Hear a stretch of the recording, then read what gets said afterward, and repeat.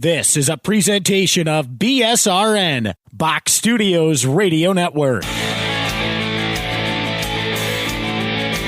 The Power Play Post Show is on the air, covering minor league hockey since 2003, and now covering the Binghamton Black Bears with news, reactions, and in-depth interviews only heard here. And now from the Box Studios in Kirkwood, New York, here is your host of the Power Play Post Show, Bob Howard.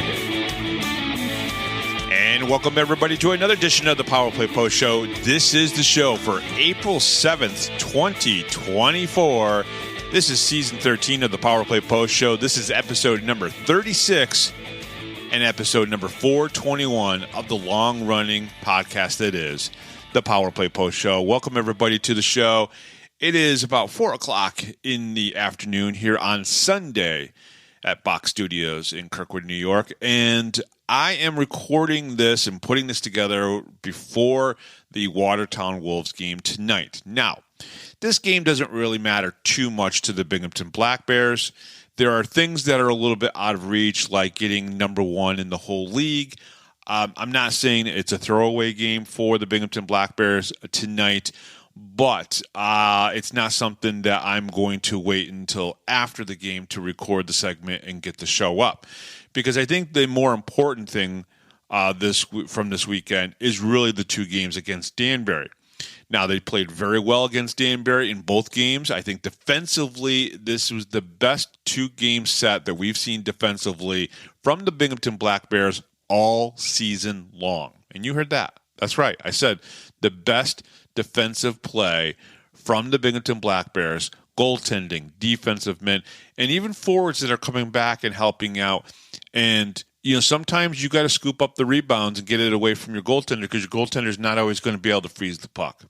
And so I feel like the Binghamton Black Bears did a very good job of getting that done.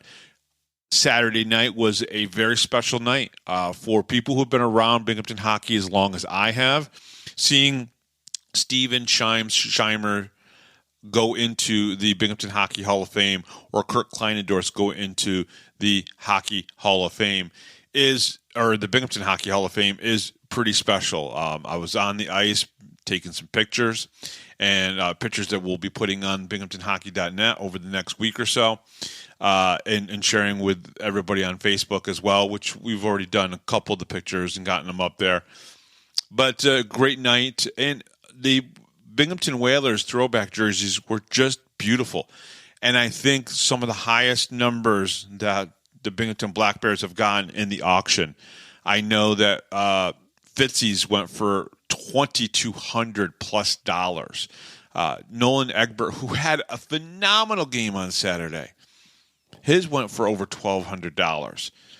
Pretty impressive. And some of the guys who may go for $450, $500, they went for a little bit more than that.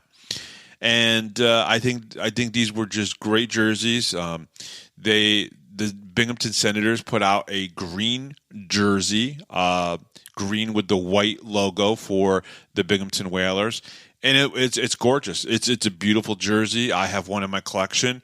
And this white one was just outstanding.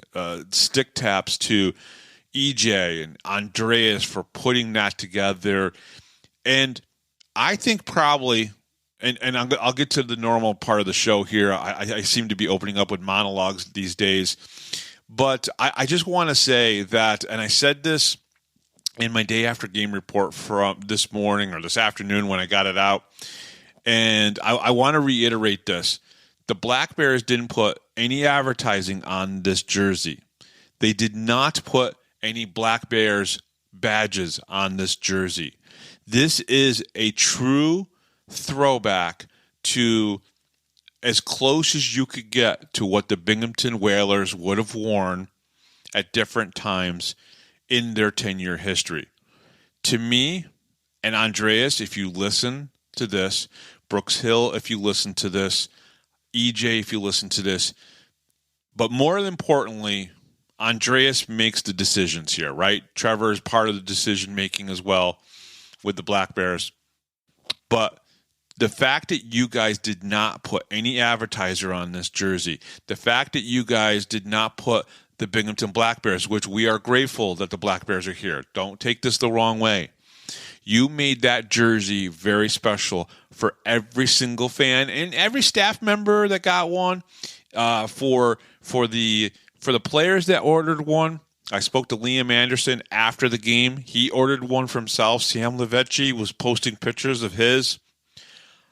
These are special, and everybody knows that they're special. At one point in time in minor league hockey, the Binghamton Whalers logo was considered to be the greatest minor league logo. People loved it, and it's just a spin on the Hartford Whalers logo, but it was beloved. And Tom Mitchell and Andreas got together, and they worked out a very good deal between the two of them so this could happen.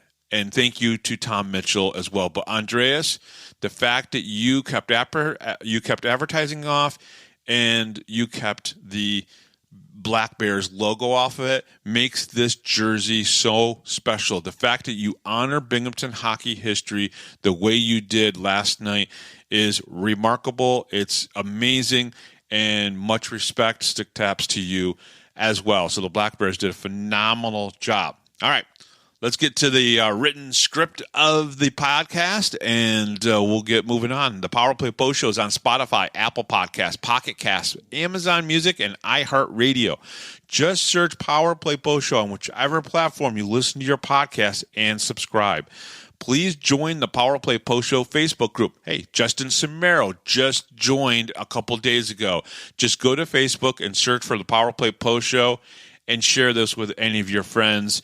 Andrew Uturo popped up to me yesterday. He started listening to the show. He was obviously a guest just last week, and just the energy of him was amazing. So Andrew, thank you very much. If you're listening again this weekend, thank you very much. Check out binghamtonhockey.net for all your Binghamton hockey information and curiosity. And on this edition of the Power Play Post Show, we got a little bit of a mashup of a couple things that we had to catch up on. I spoke to Binghamton Senators Calder Cup winning head coach Kurt Kleinendorst last night. Got a little bit of audio. And then we're going to have 6 more questions with not only Colin Fitzgerald and Andrew Uturo. So we got both of those guys because we did Colin Fitzgerald 2 weeks ago, but we had the Sam Levecchi interview with Gary Ryan. So there's a little bit of a clog up, and so we did not do the 6 more questions with Colin Fitzgerald. So today we've got those 3 things, audio, and a little bit of a segment here from me right now. So the Black Bears defeated the Danbury Hat in both games on Friday 2-1 and Saturday 7-1. Both netminders, I want to make this very clear, both netminders played like a number 1 goaltender. Connor McAnanima and Nolan Egbert both had 2 very good games. They only gave up 1 goal each. Well, Nolan might have given up 2, but Austin Thompson came in and saved the day on Saturday. And I'll tell you right now, if Nolan Egbert gives you a bear hug and everything, you know that he is very appreciative and everything. But both goaltenders played amazingly well. Okay. Now, in the first game on Friday night, this was the game that to me reminded me of a playoff intensity type game. I don't know if everyone else felt that way. It just felt like Danbury could have gone over the edge a little bit with some of their play. Get a little bit more physical, a little bit more gritty, maybe a little bit dirty, because they like to play dirty a little bit. This is the Danbury team.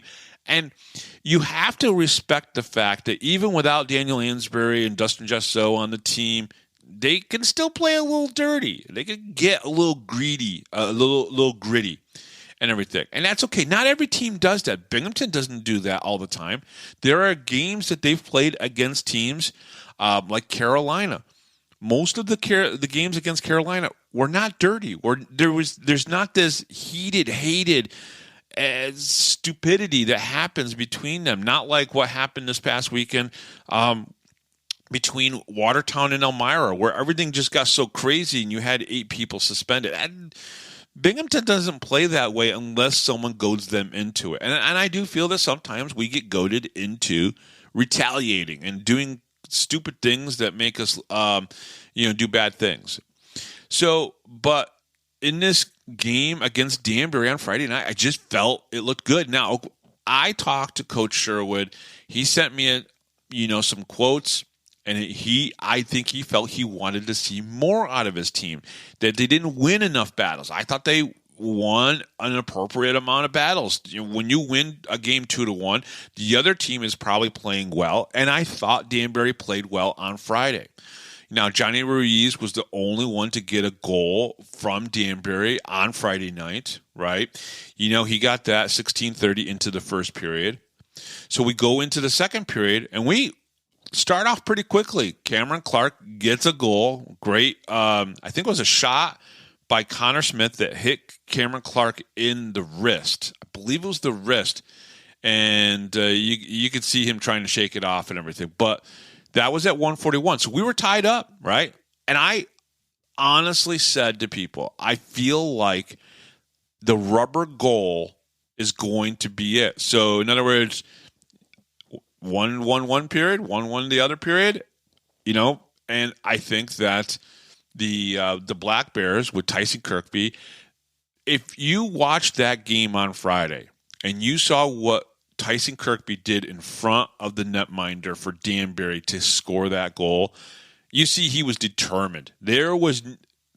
Tyson Kirkby was going to score that goal no matter what, and he did. He never touched the goaltender. He wasn't even close to. Well, he was close to him because he was in the blue paint. But man, he just phenomenally just had all this determination and grit and greasy goal. And it was a greasy goal. It was a goal that needed to be made that way.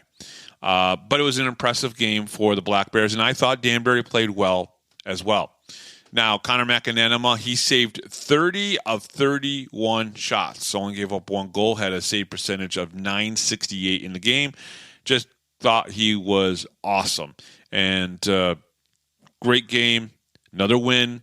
Both goaltenders have a great record. Even Sam, when he was here, great record. What I think is impressive, and I don't want to jinx the Black Bears, but they're probably going to be the only team that has had 3 netminders play for them this season. That's impressive. Coach Brant Sherwood needs to be praised for that. The fact that he found 3 goaltenders and they only played with 3 goaltenders all season long. Do you know how much easier that is when you're building a stat sheet and everything and you only have to put in 3 goaltenders? And they only got 3 games left, right? And everything seems to be going good in that sense that it's going to work out that way. All right. So that was a great night. They wore their Night Ranger jerseys, right? So this is still kind of it felt like a throwback weekend for the Binghamton Black Bears at home. They wore the Night Ranger jerseys. And then, of course, the next night was Hall of Fame night, throwback jersey night. And what a great game. So you start off with the Hall of Fame induction. I was down on the ice taking pictures, and I got to stand in front of 2 of my friends as they got inducted into the Binghamton Hockey Hall of Fame. Shimes deserves it just for the simple fact that when you hear anything over the last 20-some years, 26 years, you're going to, and if it's a game that includes the Binghamton Senators or the Devils or the Black Bears the first season, and of course the years with the BC Icemen, you hear Shimes' voice. You hear Shimes' voice. You're going to hear it somewhere in a broadcast or whatever it might be, a highlight. You might hear Shime doing something. So PA announcers, some of them, they get ingrained with the arena and they stay there and they become a part of the arena. Shimes used to walk around on the concourse and say hello and shake people's hands, and he was just a very likable man, just a great person. He is still today, and he's on the air on 106.7 here locally in Binghamton. It's a local radio station. He gets inducted. He thanked a lot of people that we've lost at the arena. YMCA Dave and Eddie who used to do the twist and everything. Hans Peterson, Chicken Man. We lost these guys, and he made sure to remind people their importance, their impact on Binghamton hockey history, and he himself has a great impact on Binghamton hockey history.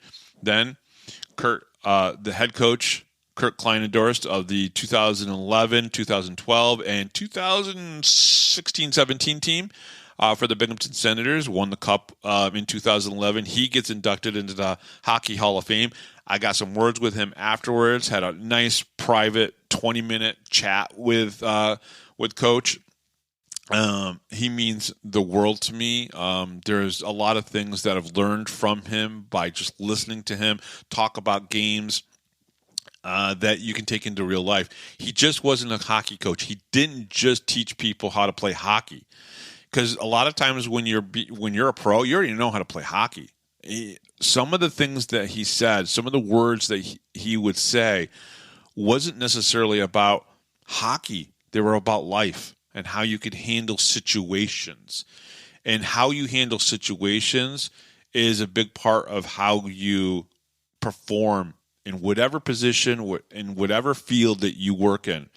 And Kurt Kleinendorst really knew how to explain that. And I think that started from his time going to college at Providence College and then working with Lou Lamoriello, who we all know created a dynasty and a franchise within the New Jersey Devils that had great stars like Martin Brodeur and other players like him that really just impressed everybody. Kurt Kleinendorst is a product of Lou Lamoriello, just like a lot of the people that Scott Stevens and just some of the great players that played in the Jersey system.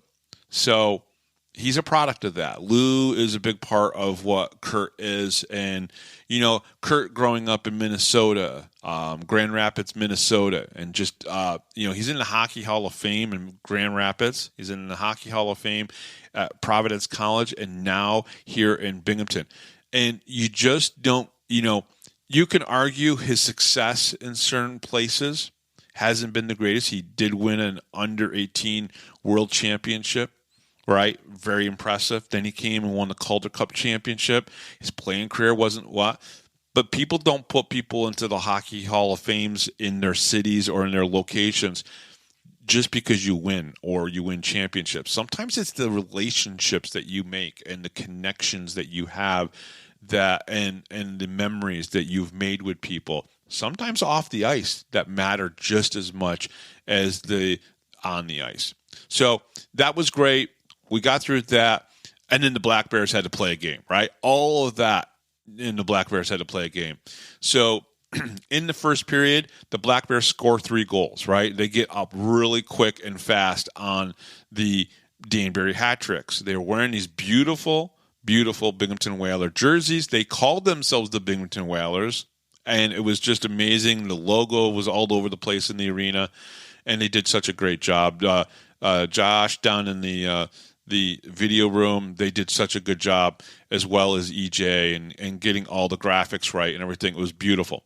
So Donald Oliveri scored first, 1:57 into the game, and then literally 34 seconds later, Kyle Stefan had a goal in this game to make it 2-0. And it wasn't until the 17:48 mark that Blake Tosto got on the scoreboard. He's played really well in the last couple weeks, along with Kyle Stefan. I really think these two guys have made the playoff roster, but I haven't talked to Coach enough yet about the playoff roster. I figured after this game, maybe I'll get some insight, hopefully this weekend, about maybe the playoff roster and some of the guys that he think is going to be on there. Now, the Black Bears weren't done with scoring in the second period. They started off the second period at the 5:28 mark with a Tyson Kirkby goal, and then Kyle Stefan scored his second goal of the game, and that was at the 16:38 mark. Now, Danbury did get one goal. That was by Colby Johnson, and you'll hear his name a little bit as well. He scored on the power play at the 18:44 mark. That made it 5-1. Tyson Kirkby scored again 24 seconds later, shorthanded. I believe it's the 8th shorthanded goal of the season for the Binghamton Black Bears. That was at the 24-second mark. There was a power play that carried over from the second period that put them a man down, but they won the faceoff. They went in and they scored. It was just Danbury, we'll talk about this in a second. And then at the 6:53 mark, Dakota Bond scored his power play goal. So Black Bears got 2 power play goals and a shorthanded goal all on Saturday night, on Whalers throwback night, on Hall of Fame night. And it just was a perfect ending to the homestands against the Danbury Hat Tricks. Now, so let's talk a little bit about what happened in this game. There was a couple heated moments, really, with Donald Oliveri and Colby Johnson. Colby Johnson was really trying to be the fire, the stoking of the fire for the Danbury Hat Tricks, and nobody else was playing. Nobody else was trying. The game Saturday night was a complete reversal of the game Friday night. Friday night, I thought both teams played well. And yes, Black Bears could have won some more battles on Friday night. And they won probably more of those battles on Saturday night. But it didn't seem like the same Danbury team. It was almost like you took the Danbury team on Friday, sent them home, and brought in a different Danbury team and played against them. And Colby Johnson was the only one. Now, he and Donald Oliveri were suspended for 1 game. I don't think either player deserved the suspension. Worse has been done where players were not suspended. These guys talked, and they kind of got in each other's faces. And now maybe it was the words that they said. And the umpires, the referees went to the league and said, hey, listen, you might want to nip this in the bud and everything and whatnot. The only thing I could think of, it was what they were saying and not necessarily what they were doing, because from our vantage point up at the press box, I didn't see anything that would have precipitated Donald Oliveri. I mean, they both got 10-minute misconducts, which is normal when you don't shut your mouth and the referee's telling you to. But to get suspended for that, something else had to have been said. That's the only thing I can think of, and that's what I'm going with. Okay. The Black Bears earned their 35th and 36th wins of the season and could break the franchise's all-time record of 36 wins that they now share with last year with 1 more win. So if they win tonight against the Watertown Wolves, or if they win to any one of the 2 games next week, they'll have 37 wins, and they'll obviously break that record. So they've had a great season, and I think Brant Sherwood should be very proud and very happy with the way his team has played. And I know he'll disagree with me and say that they could play better, and because this is the conversations I have with him, it's a little frustrating. I try to compliment. He doesn't take the compliment. He tells me, that he wishes that this was a little bit better and this was a little bit better. But that's how he's trying to get the best out of his players, and it's okay. It's okay. But Brant, when I give you a compliment, please just kind of take the compliment every once in a while. But it's good conversation that I have with him. They now have 113 points on the season. Now, that's the most in franchise history. Last year, they had 110 points, and they have 9 more points available. So, depending on how these games play out tonight and then, of course, next weekend, they could break 120 points this year, and I think that would be pretty impressive. There are 3 games left on the season: Sunday in Watertown, Friday in Danbury, and Saturday home versus Elmira. And before I start moving on to the audio that I want you guys to be able to listen to, I do want to say that they've played 27 games at home. I believe they've lost maybe once at home, and they have an average of 3,922 fans that have come through the turnstiles, and they have 105,882 fans accounted for. Now, they have 1 more game left, and that game should put them over the 107,000 fans plus that they had. So if they just hit their average, right, of basically 3,922, right, if they hit that average, they are going to hit about 109,700 fans.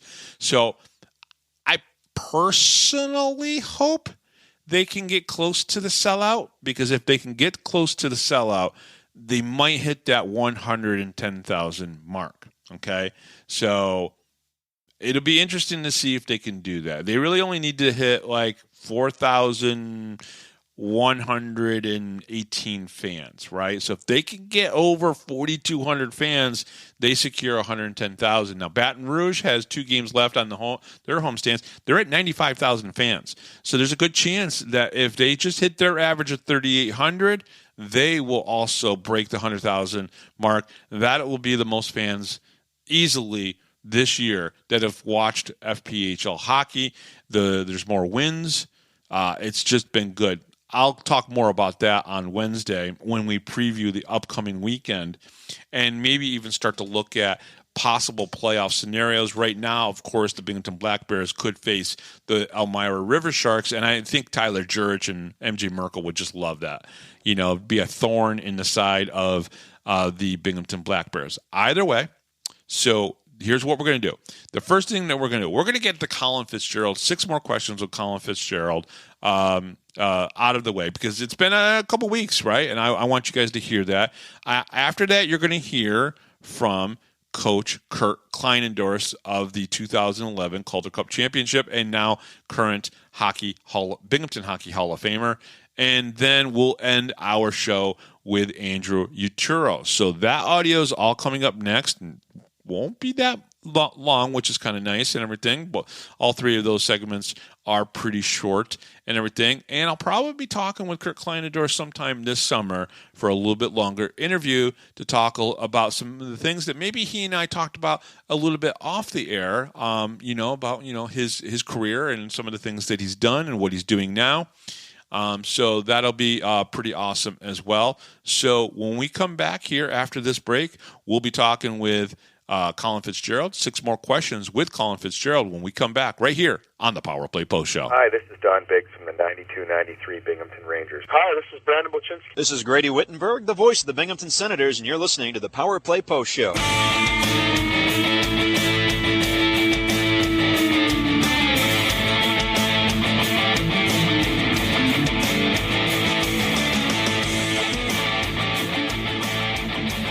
Here is another Power Play Post Show interview exclusive with Bob Howard. All right, welcome back, everybody, to the Power Play Post Show. We got 6 more questions with Colin Fitzgerald. Colin, are you ready for this?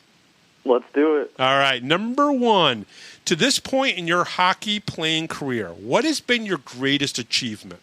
When they awarded me the Young Guns Award last year. Oh, really? In the FPHL. Yeah, that was... Never really won a championship with my teams when I was, college or high school.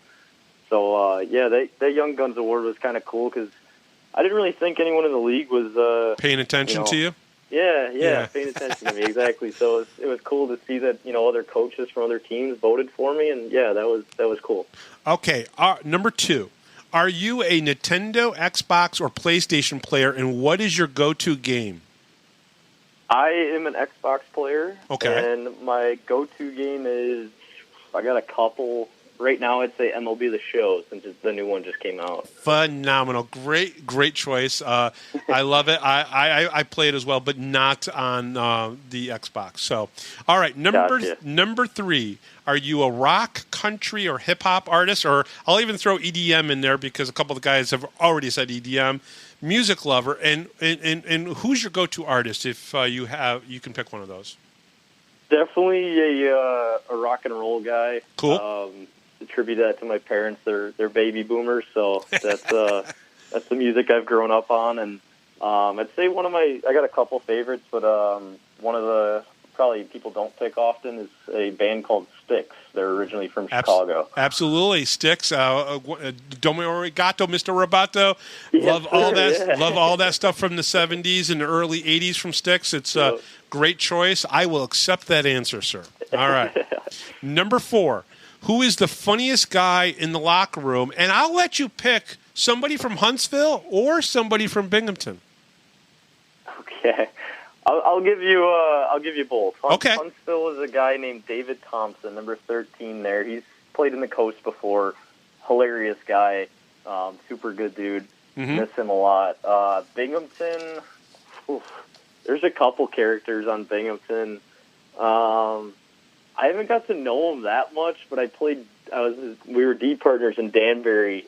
Dan Weber. He's a pretty funny dude, so I'll go with him. You know, it's funny. You're the third person to pick Dan Weber, so so there's something about that. And when he was on my show, he wasn't that funny. So I'm gonna have to find that. No. I'm gonna have to get to the bottom of that and everything. Yeah. So maybe he got shy on the air. That's kind of funny. I do it this way just because I think guys can get more comfortable doing it this way than with a video camera in front of them and stuff like that.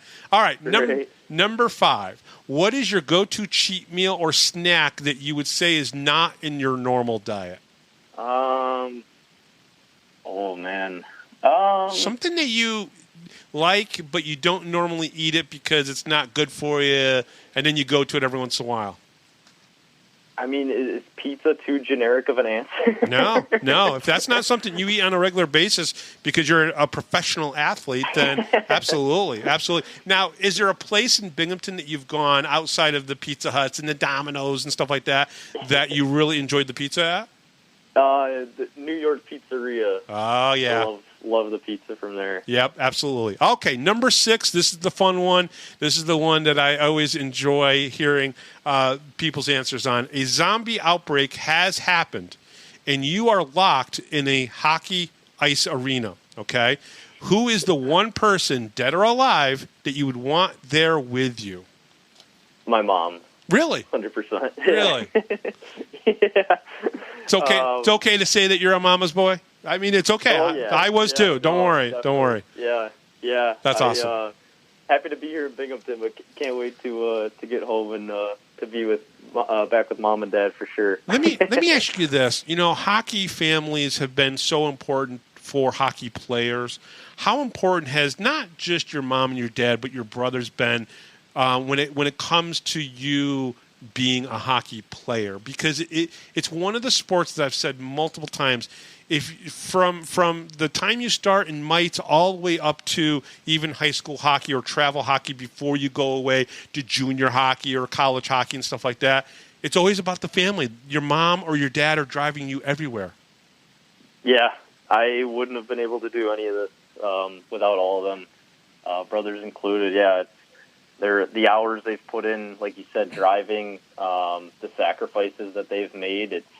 It's really, really, I don't know what I did to deserve it, but I wouldn't be able to be here right now without all their support, 100%. Well, it's because you're a good dude. That's why you got that and everything. And welcome back to Binghamton. We are so glad to have you here. And again, thank you for everything.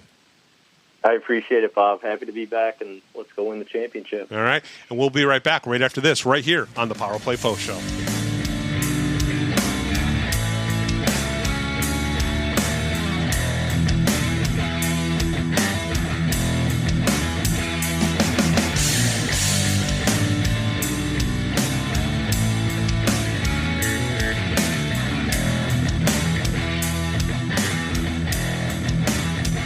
If you're a Binghamton hockey fan, then you need to check out binghamtonhockey.net for all your news, stats, information, the Binghamton Hockey Hall of Fame, top 10 lists, profiles, and so much more. That's binghamtonhockey.net.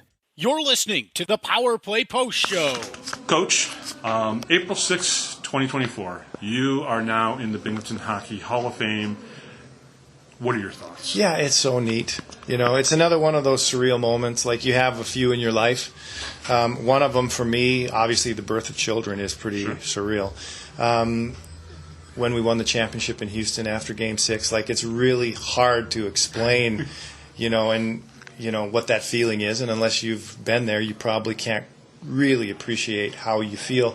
And now something like this, which to me is such an honor, because so many good people are worthy of this for sure in this community, and I get to be one of two that get inducted into the Hall of Fame here in Binghamton today. That's pretty neat. Do you understand the impact that you've had in 52 years? Only one championship for this city, and they cherish that championship. So that's part of the impact that you have had on the city, just like Captain Ryan Keller and Barry Brust and guys like that, but you led that team. And I appreciate that. And to be fair, you know me as well as anybody, right, Bob? We go back Yes. many, many years, and that is important to me. But what's more important to me is the relationship that I have with the community. Honestly, like I only ever, well, first of all, I want to make myself proud. I want to make my family proud. I want to make my parents proud.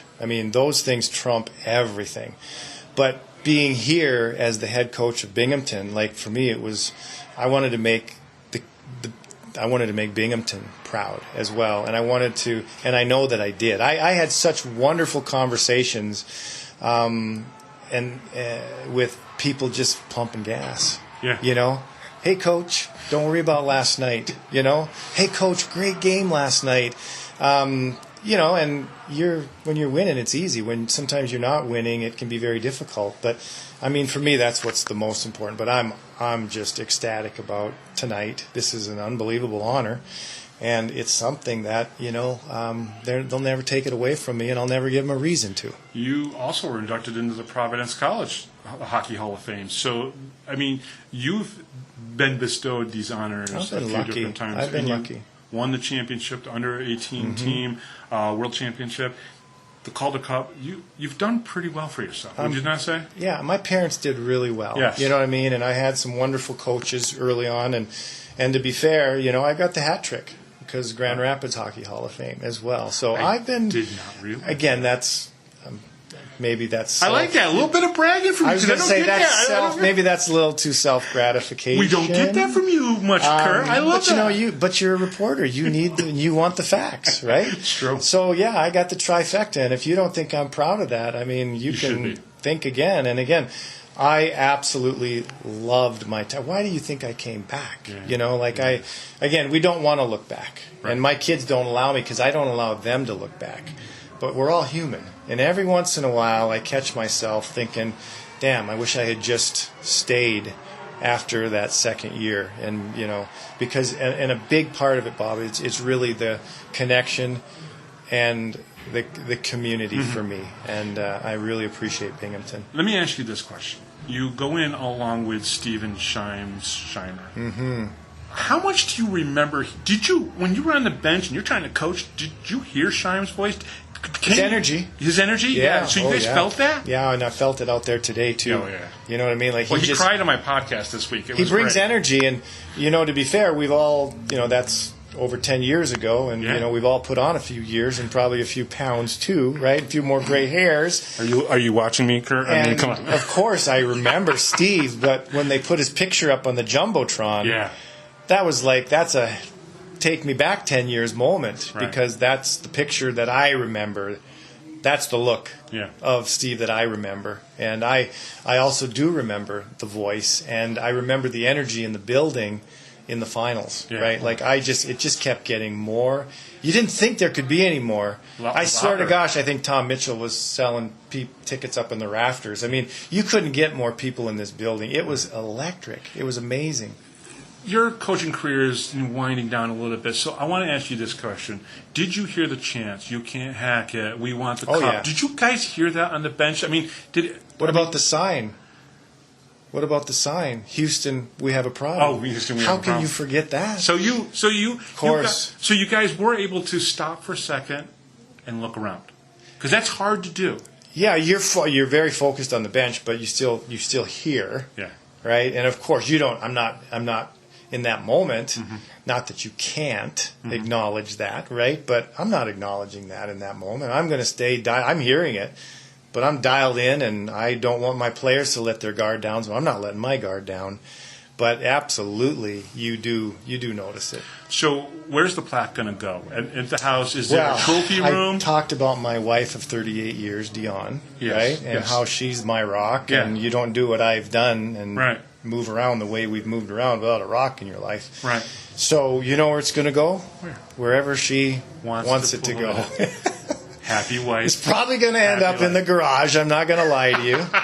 But it's a beautiful Not plaque. At the lake house, huh? Yeah, of course at the lake house. Okay, Yeah, all right. I think so. Because to me, again, I get there enough that I'll see it. And for me, my roots are all about this small little town in northern Minnesota called Grand Rapids, Minnesota, not Michigan. Yeah.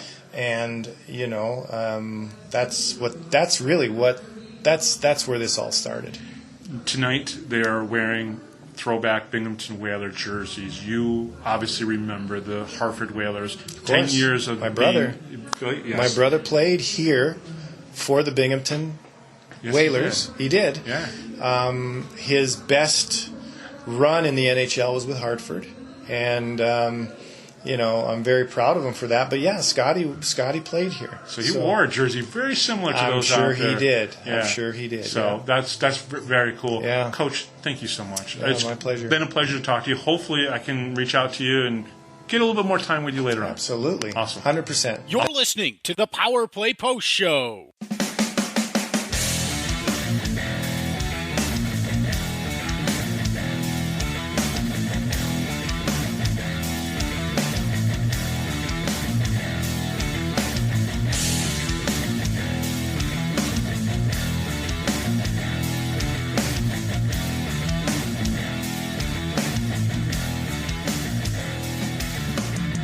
Here is another Power Play Post Show interview exclusive with Bob Howard. And welcome back to the Power Play Post Show. It's 6 more questions with Andrew Uturo.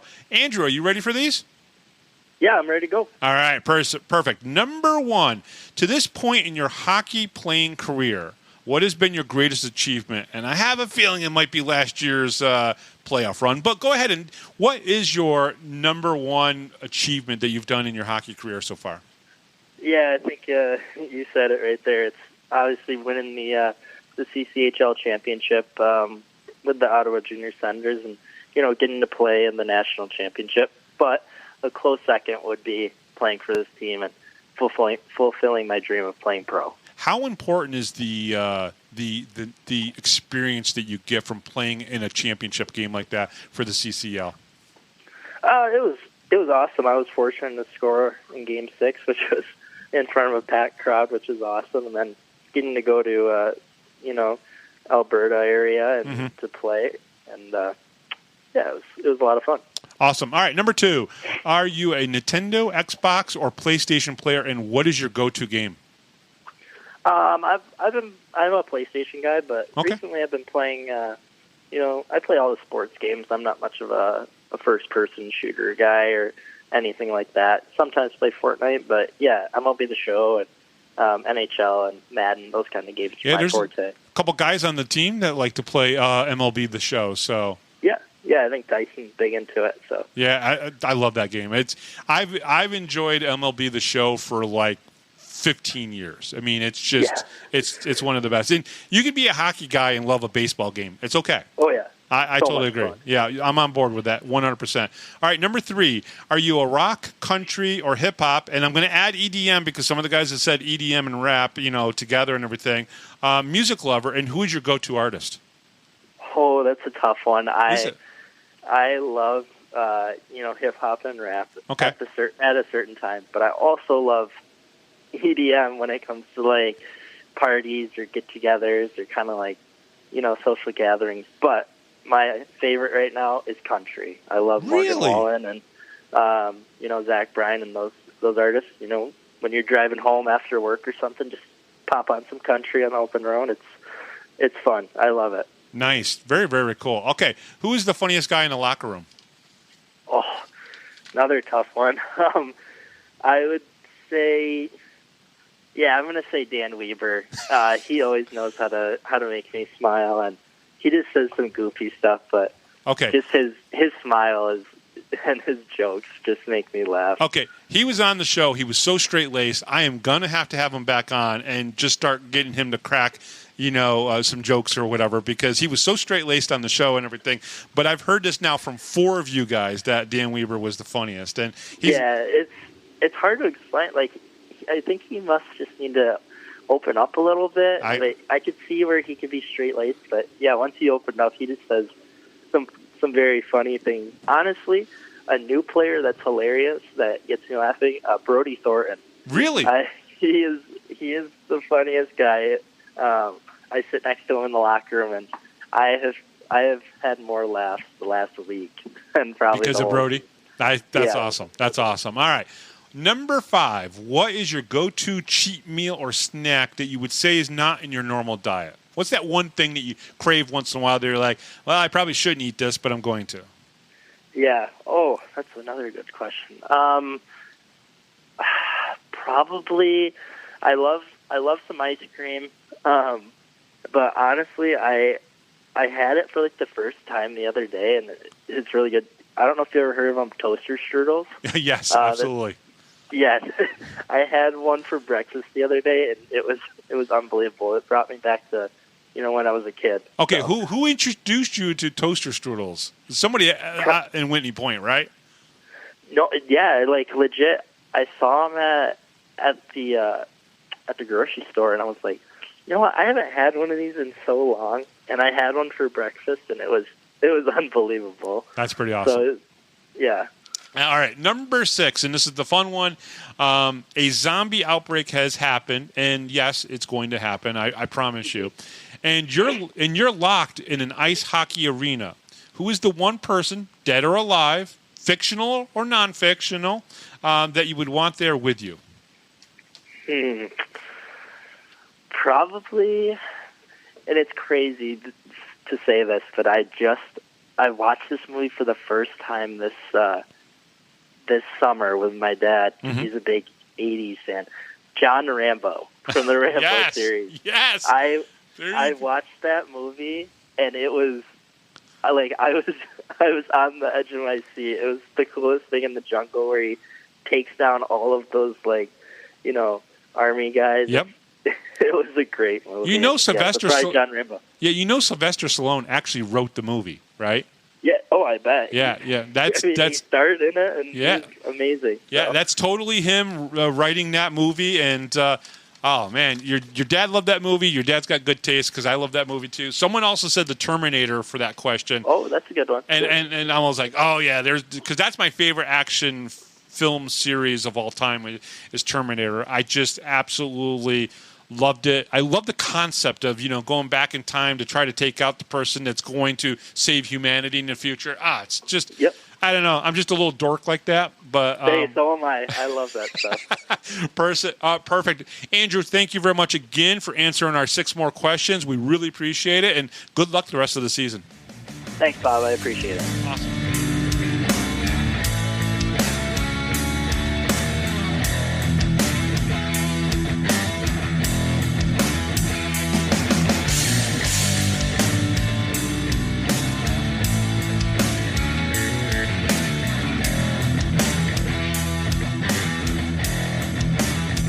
If you're a Binghamton hockey fan, then you need to check out binghamtonhockey.net for all your news, stats, information, the Binghamton Hockey Hall of Fame, top 10 lists, profiles, and so much more. That's binghamtonhockey.net. You're listening to the Power Play Post Show. And welcome back, everybody, to the Power Play Post Show. That is the show. That is it. That's all we've got for this week. The Power Play Post Show is on Spotify, Apple Podcasts, Google Podcasts, and Pocket Cast, Amazon Music, and iHeartRadio. Just search Power Play Post Show on whichever platform you listen to your podcast and subscribe. Please join the Power Play Post Show Facebook group. Just go to Facebook and search for the Power Play Post Show. Check out binghamtonhockey.net for all your Binghamton hockey information and curiosity. And thank you to Rob Lapolis, our MC, John Petitucci, our musical director, and Binghamton Senators Calder Cup winning head coach Kurt Kleinendorst. And 6 more questions with Colin Fitzgerald and Andrew Uturo. We will talk to you again this upcoming Thursday. We'll talk a little bit about the Watertown game, and we'll preview the final 2 games of the regular season for the Binghamton Black Bears. Until we talk to you next time, thank you very much for listening to the Power Play Post Show.